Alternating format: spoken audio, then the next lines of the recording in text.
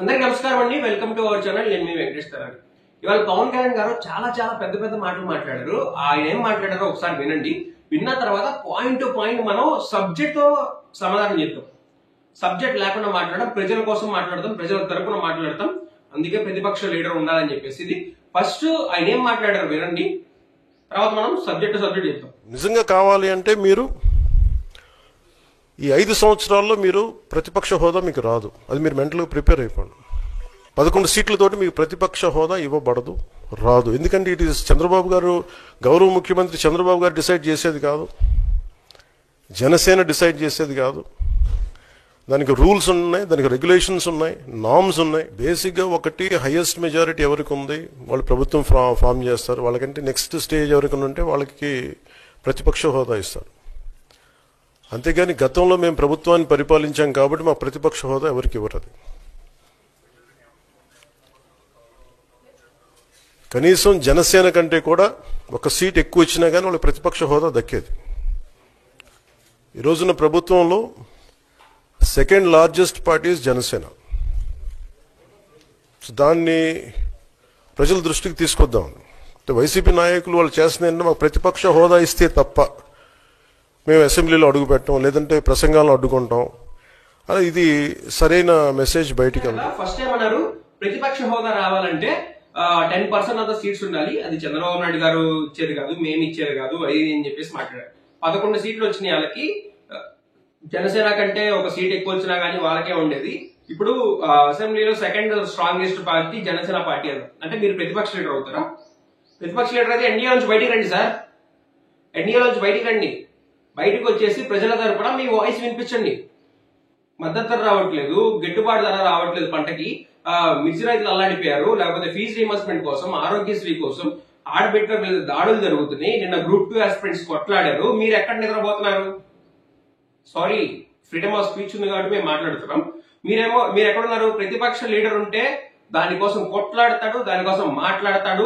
నిన్న దానికోసం అందరూ చేస్తారు కాబట్టి నిన్న వైఎస్ఆర్సీపీ ఛానల్స్ లో కానివ్వండి, వేరే వాళ్ళందరూ కూడా గ్రూప్ 2 ఆస్పిరెంట్స్ కోసం, అంతకుముందు మిర్చి ధరల కోసం, ఫీజు రియంబర్స్మెంట్ కోసం, అంతకుముందు ధాన్యం కొనుగోలు రైతుల విషయంలో కోసం వైఎస్ఆర్సీపీ, వైఎస్ జగన్మోహన్ రెడ్డి వాళ్ళు ఎంతలో ఫైట్ చేశారో మనం చూసాం. మరి మీరెందుకు దానికి కవర్ డ్రైవ్ ఇస్తారు? మీరే అన్నారు కదా ఏంటి, ప్రతిపక్ష హోదా రావాలంటే 10% ఆఫ్ ద సీట్స్ ఉండాలా? ఎక్కడుంది? ఏ రాజ్యాంగంలో ఉంది? ఏ కాన్స్టిట్యూషన్ లో ఉంది? ఏ ఆర్టికల్లో ఉంది? 2015 లో మనకి ఢిల్లీ ఎలక్షన్స్ జరిగింది. ఢిల్లీ ఎలక్షన్స్ జరిగితే అక్కడ బీజేపీ ఓన్ అయిన సీట్స్ 3 సీట్లు, 70 సీట్లకు 3 సీట్లు వచ్చినాయి బీజేపీకి. ఆమ్ ఆద్మీ పార్టీకి 67 సీట్లు వచ్చినాయి. క్లీన్ స్వీప్ చేసింది బీజేపీ. మీకు కనిపిస్తుంది కదా ఇక్కడ. కానీ అక్కడ ఎవరైతే స్పీకర్ ఉన్నారో ఆయన చూడండి, in the April 2015 the speaker of the house recognised Vijender Gupta as the leader of the opposition in the house. అసెంబ్లీలో వాళ్ళకి 3 సీట్లే ఉన్నాయి. 3 సీట్లు ఉన్నా కానీ వాళ్ళ అపోజిషన్ స్టేటస్ ఇచ్చుకున్నారు. వీళ్ళ అధికారంలో ఉన్న కూటమి సభ్యుల్లో ఉన్న బీజేపీ పార్టీకి అపోజిషన్ స్టేటస్ ఇచ్చింది ఆమ్ ఆద్మీ పార్టీ. మన 2019 లో వీళ్ళు ఆయన గురించి పొగిడొచ్చారు, ఇప్పుడేమో ఆయనకి వెన్నుపోటు పొడిచి వచ్చారు. ఇప్పుడు అదే పార్టీ 2015 లో బీజేపీకి అపోజిషన్ స్టేటస్ ఇచ్చింది. 3 సీట్లే ఉన్నా.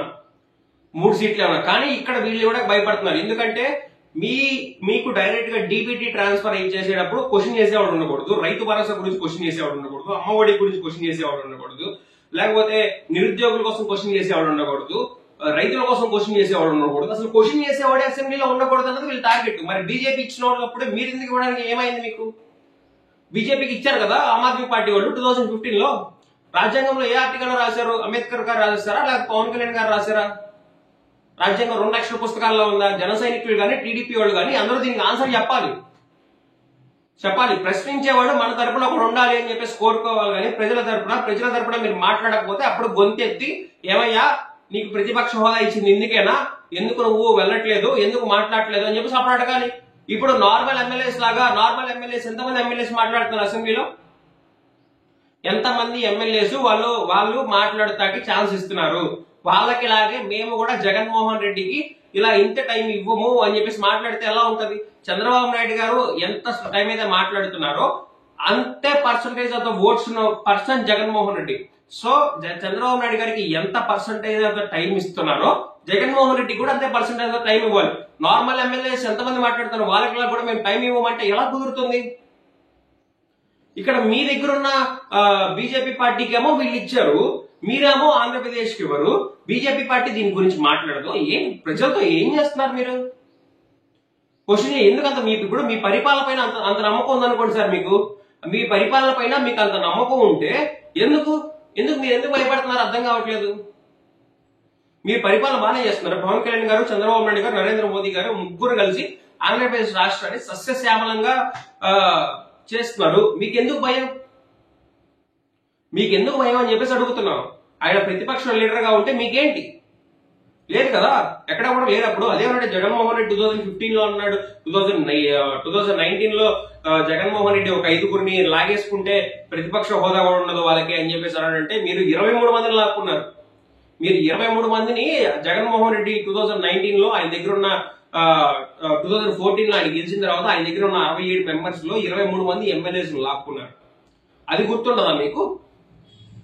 23 మందిని లాక్కొని ఇది చేస్తే ఆయన జస్ట్ అన్నాడు, లాక్కోలేదంతే.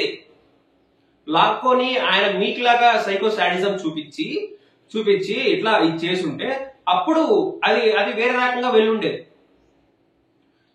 చేస్తుండే. కానీ ఇప్పుడు అలా ఏం జరగలేదు కదా. ఇక్కడ క్లియర్ కట్ కనిపిస్తుంది, బీజేపీ ఇచ్చింది కనిపిస్తుంది, వీళ్ళు ఇచ్చింది కనిపిస్తుంది. మరి మీకు ఎందుకు ఏమవుతుందో కూడా అర్థం కావట్లేదు. మరి సామాన్య ప్రజల తరపు కూడా ప్రజలందరూ కూడా దీన్ని క్వశ్చన్ చేయాలి.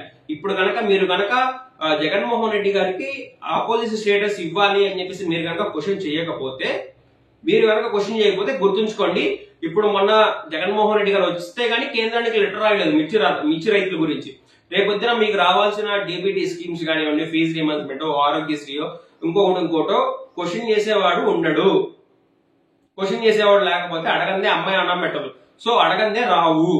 అడిగేవాడు మీరేంటి చంద్రబాబు నాయుడు అడగడానికి మీరు అడగలరా? అడగలేరు కదా. ప్రతిపక్ష నాయకుడు కూడా కావాలి మనకి ఎగ్జాక్ట్ గా. సో అతనే జగన్మోహన్ రెడ్డి. సో మీరు ప్రజలందరూ కూడా ఈ యొక్క విషయాన్ని ట్రెండ్ చేయాలి అని చెప్పేసి మనస్ఫూర్తిగా కోరుకుంటున్నాను. Thank you for watching.